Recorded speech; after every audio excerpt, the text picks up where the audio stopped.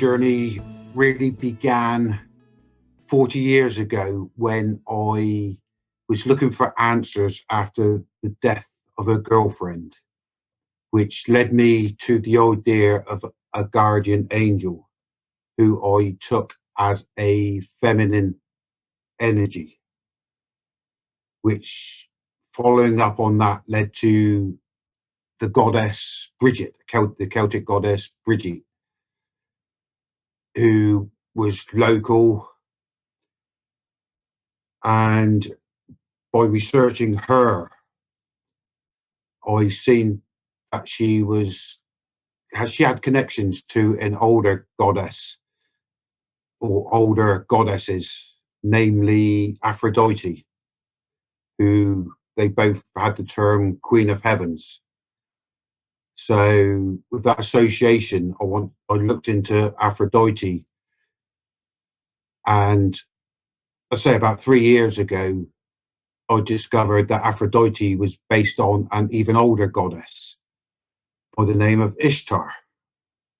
And I'd never heard of Ishtar before. But of course, I looked into who's Ishtar, which led me to come across the Anunnaki, again, who I'd never heard of before. The Anunnaki translates as those from heaven to earth came. So I discovered that the Anunnaki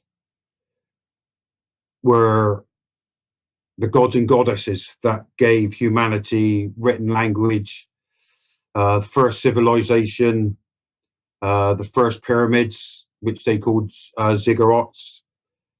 They had laws, they had astrology, they had beer, music, art, and they celebrated the solstices and equinox, and even celebrated a new year. And they also were the first gods and goddesses, if you like, to introduce to the human consciousness of the idea of an upper world and a lower world that sat above and below our world.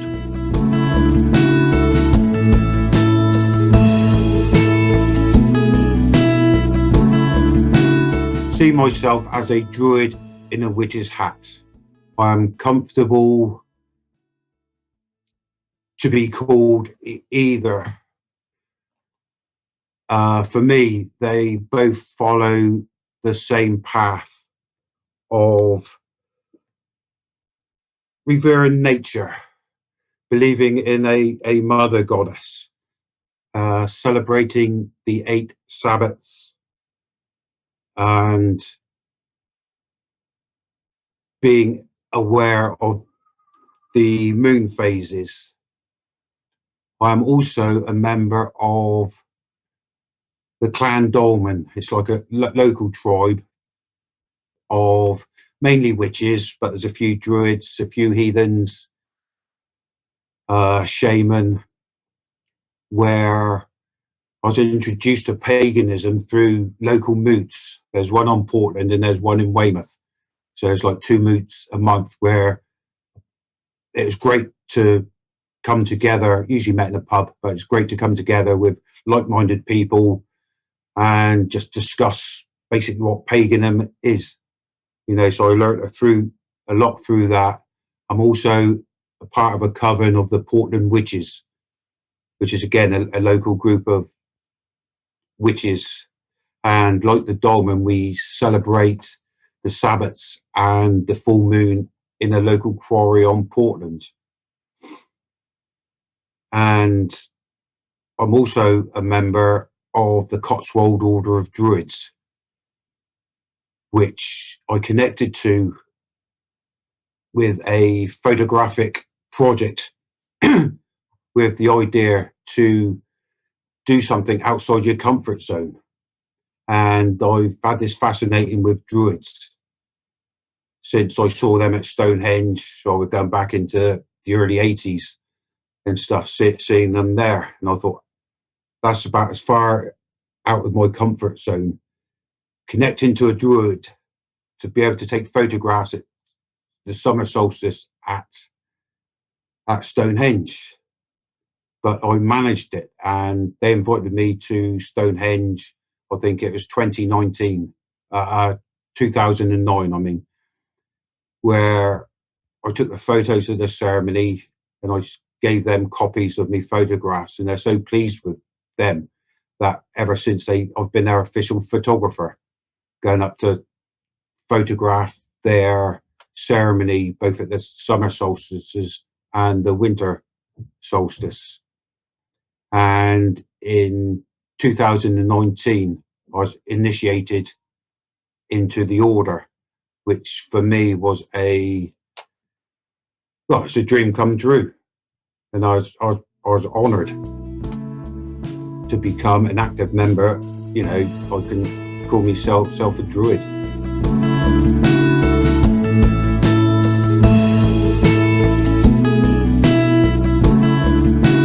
Oh, very much so. I feel blessed to be born and brought up in such a beautiful part of the country with loads of hill forts and burial mounds. And as soon as I was old enough to have a motorbike, gave me the freedom to travel. And I found the best places I love to travel were the hill forts. One, because there's away from the busy life of towns and stuff. You know, there's in the countryside, you was generally alone, and there's a great place to explore, and they had great views. And I used to get a map out. Where am I going today? Because I mean, you got Maiden Castle on my doorstep, which is near Dorchester.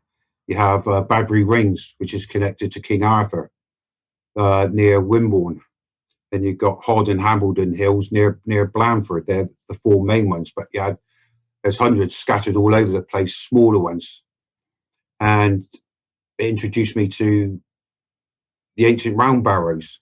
Again, there's always a great place to visit again, because they'd be out in the countryside with not many people about. And also on the maps, you come across, stone circle. What's that? Oh, it's a stone circle there. And the idea of visiting the hill forts, who built them? Oh, there's the Celtics, the Druids and the Celtics, which got me interested in who they were. And then when I discovered the stone circles scattered about Dorset, you think, well, who made these? And then you realise, you know, it's an older history, older than the Celtics, older than the Greeks. You know, you're going back to the Neolithic times, 5,000 years ago plus. And who built them? You know, so I've been fascinated with ancient history since then. Of course, you know, with the stone circles connected to Stonehenge and all that, you know, there is, you feel a presence there, you feel an energy there, something I've never sort of felt before. So yeah, the fact that there is so many in Dorset to visit gave you that chance to explore, you know, nearly every weekend. Or let's go to this one, let's visit that one. And even today, there's, you know, especially with Facebook, people's putting up these small stone circles. Oh, never even heard of that. I've never seen that one before. Let's go and visit that. So yeah, so you know, there's so much in Dorset to explore even now. You know, I haven't exhausted my exploration of all these ancient sites.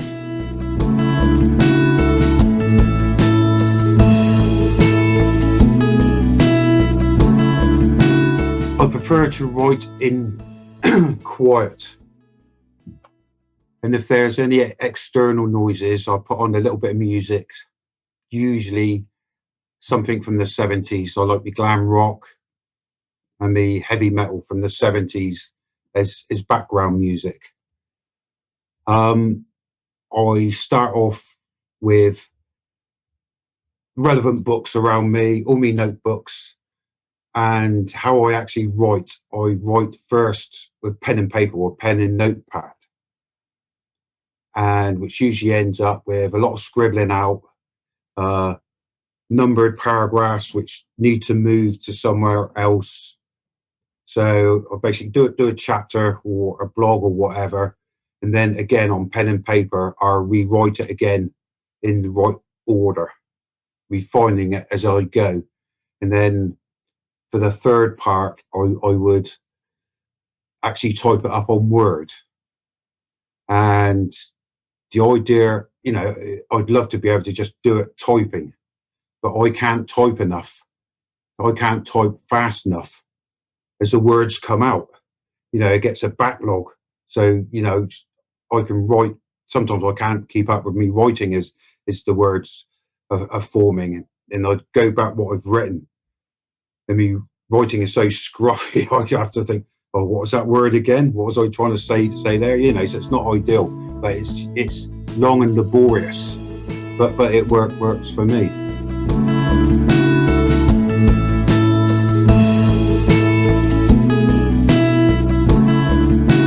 I love sci-fi, all aspects of it.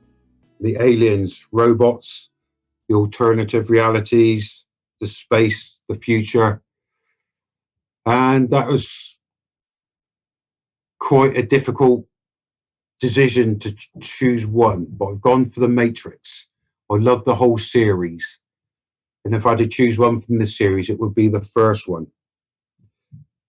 I like it because it questions my idea of reality. When I seen the film, what I found scary is that to me, it was feasible. You know, that is a possibility of a reality. And the decisive moment in that film was, would you take the red pill? Would you take the blue pill? As you know, the red pill allows you to remain in the new truth, the new reality of computer code, and being aware that the rest of the world is asleep in an illusion, where the blue pill keeps you in the ignorance of the illusion, the safety of what you know. You know, and I found that fascinating dilemma. You know, what would I take? And I think I would take the red pill every time. You know, if I had that choice.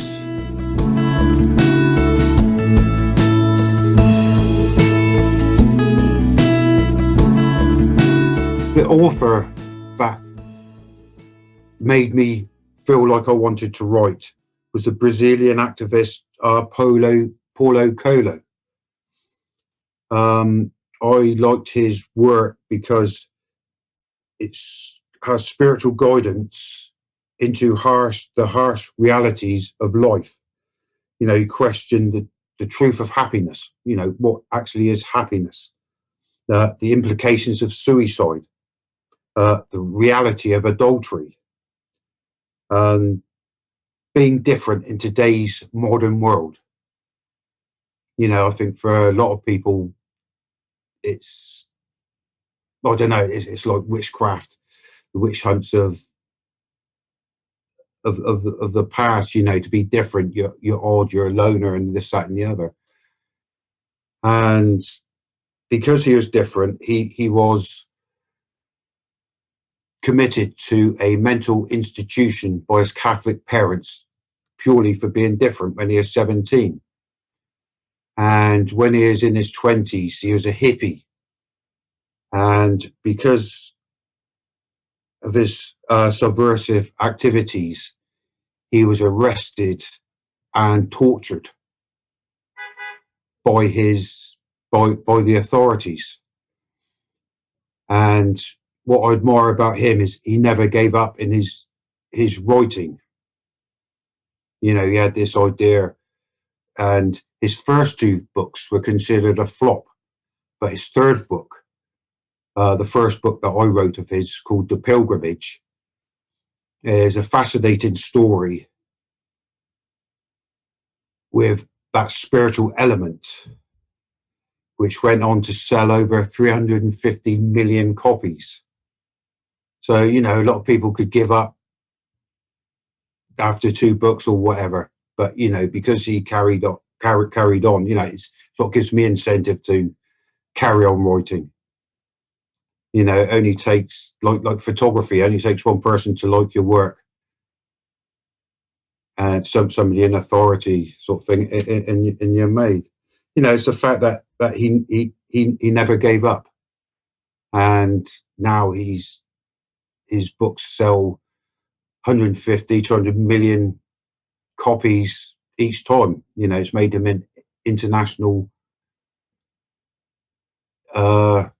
author, despite what he went through when he was younger. You know, that'd be enough to deter anyone. So yeah, you know, he's given me an incentive to write and carry on writing regardless. You know, it's a determination. I've got that determination, I think, because of what he's gone through and what it's led to. You know, never give up.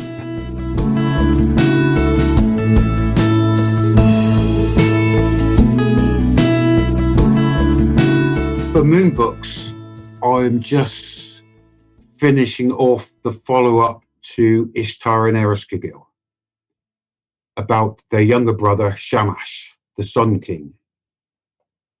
The feedback I got from Ishtar and Ereshkigal is people found the gods and goddesses too confusing because they're not well-known names, and suggested I should have had a family tree in there.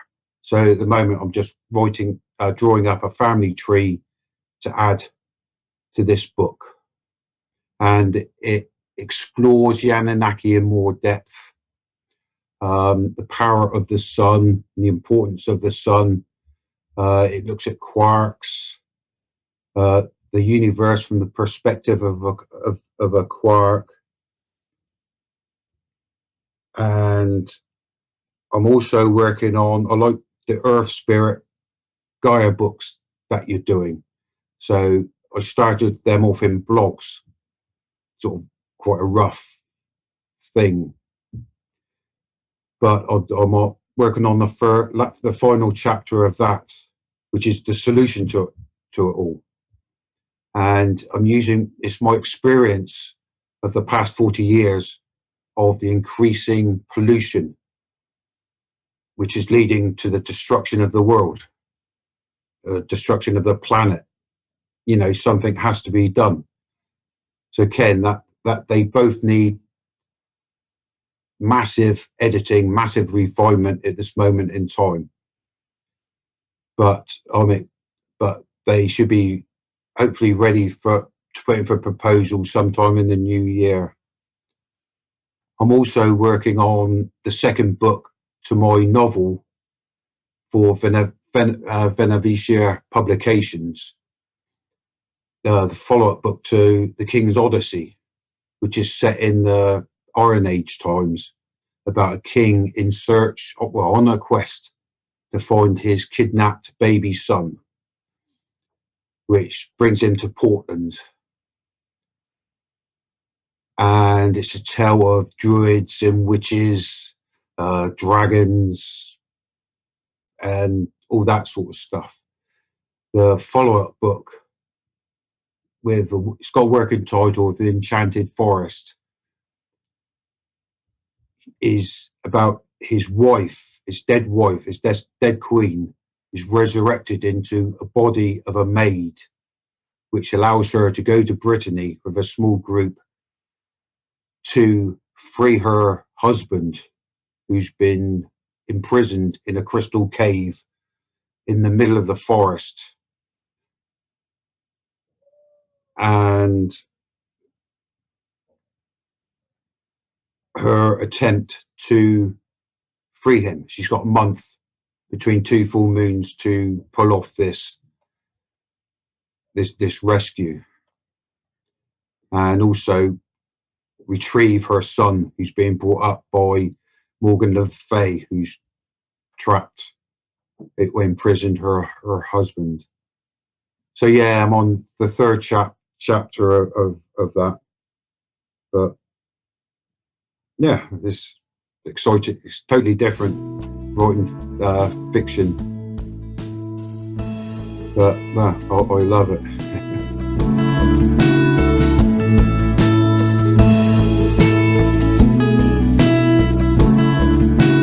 Well, I thought that's a very good question, and that I found it difficult to whittle it down. I like the idea of Nurgle's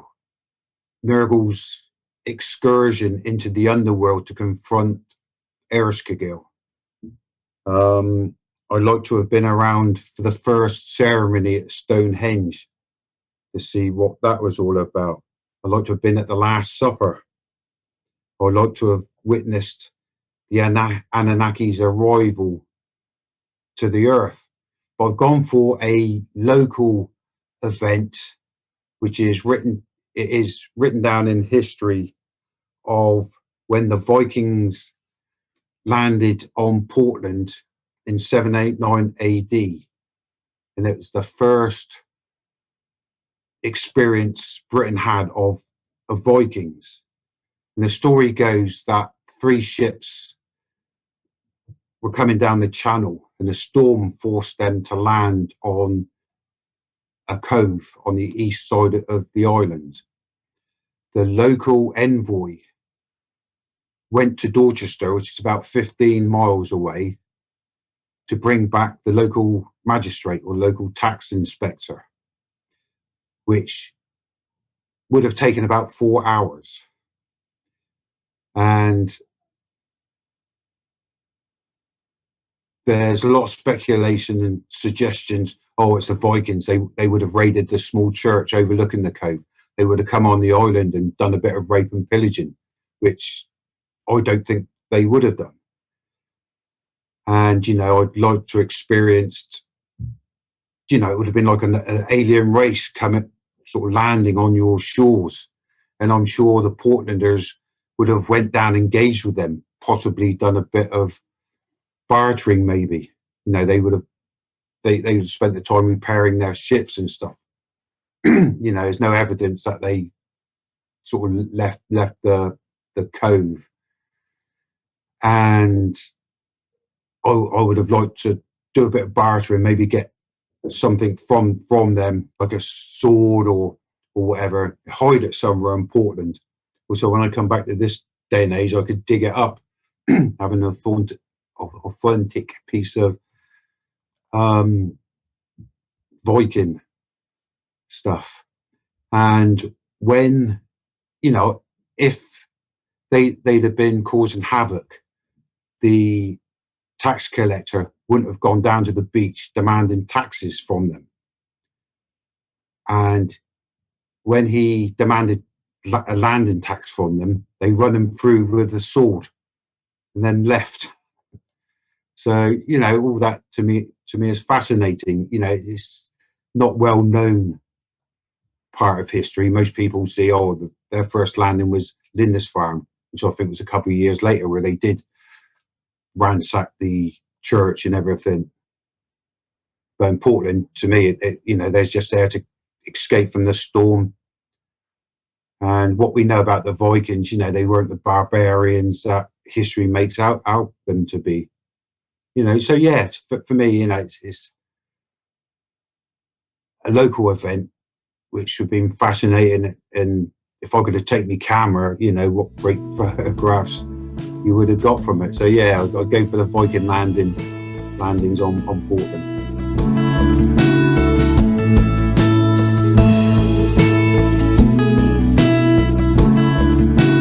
I love that question.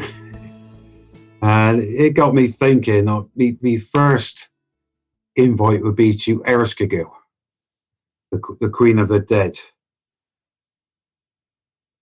I think purely because I'd like to know what happens when you die. And was the underworld as bleak as what the Mesopotamian priests made out? and at the same time possibly gain a few favours for when it's my turn to visit the underworld. His second guest would be Lord Shiva. Like Ereshkigal, he was the deity of transformation and destruction, so I think he would get on well with Ereshkigal. And I'd be interested to see how he ate, because with his 4 arms, would he have a knife and fork in 2 arms and rest his other 2, or would he use all 4 hands to eat? Knife, fork, possibly a spoon, and a glass of wine in the other. I don't know, but again, he's the god of the universe, and I'd like to find out whether he thought humanity was heading in the direction of catastrophe or enlightenment.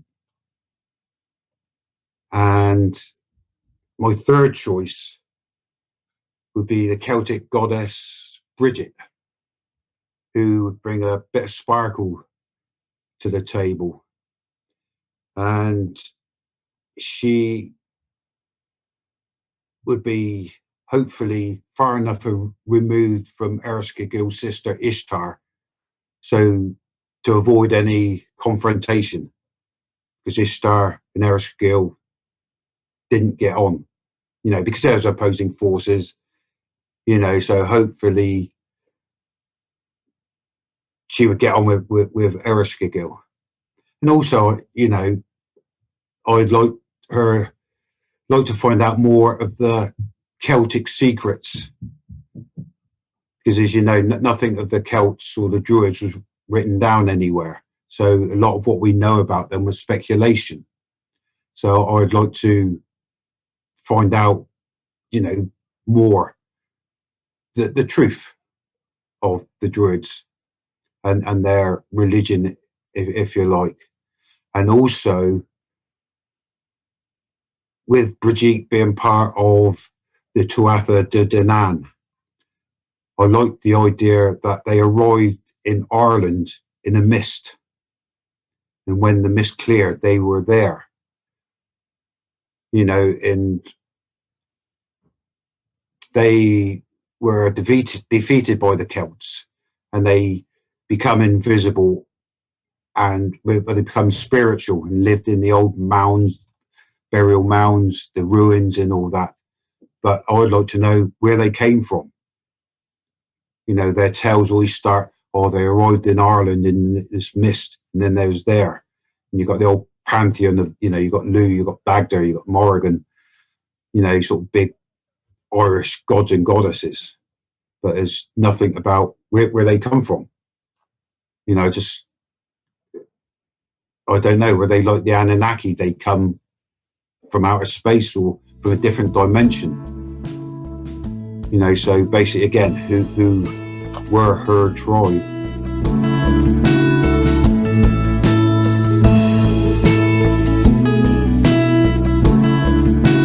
And my top tip was write what you're passionate about, what you know.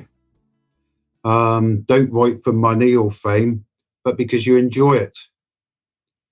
It's worth going outside your comfort zone, and don't fear rejection, failure, criticism. Learn from that and carry on writing.